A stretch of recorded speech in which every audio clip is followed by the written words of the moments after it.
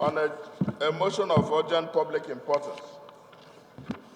Mr. Speaker, honorable colleagues, I think it's in the interest of the public, the Nigerian people, that the government is up and running, both at the legislative level and at the executive level.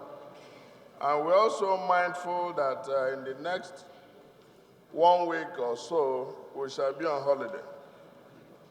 So I want to move a motion of urgent public importance regarding the need for Mr. President to have his ministers appointed, screened, and in government. I want to crave the indulgence of the House that this motion be taken and be taken today. Thank you very much. Say nay. The ayes have it. Honorable Toby.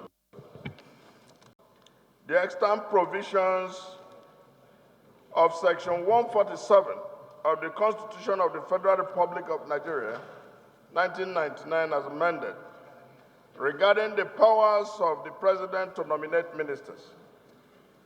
The House is aware that since swearing in on the May 29, 2019, the President is yet to constitute his cabinet of ministers. The House is concerned that this has created a huge vacuum of political leadership, poor or lack of supervision, a situation that has given room for award of contracts, employment, appointments in offices and every other day, and activities of government going unsupervised.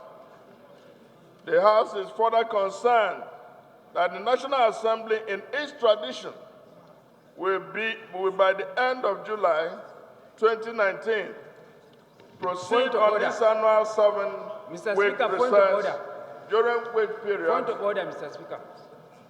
During which... Speaker, thank you. Actually, matters of law is a persuasive authority to support Mr. President to make sure that he does the needful so that his government will be up and running. So I don't think that the point of order is with regard to whether there is a time limit or not. The President can as well appoint the ministers in the next 2 years, and there is no need for him to appoint them now. But we know there are some missing links, Mr. Speaker, where that can be filled by political leadership. And this is to aid Mr. President to make sure that the executive works in a very prime and precious time for Nigerians. There are a lot of man-hours that can be saved by some of the challenges we have. And as a matter of fact, as soon as the president appoints, the government will be at a cruising level. If you are to interface with anybody now, Mr. Speaker, who will you call?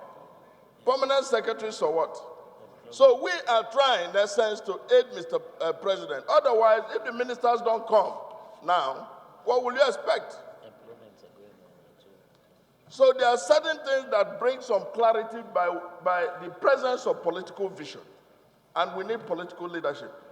We are not questioning the president's capacity or time limit for, it is a persuasive authority, and that is what resolutions of parliament are supposed to do.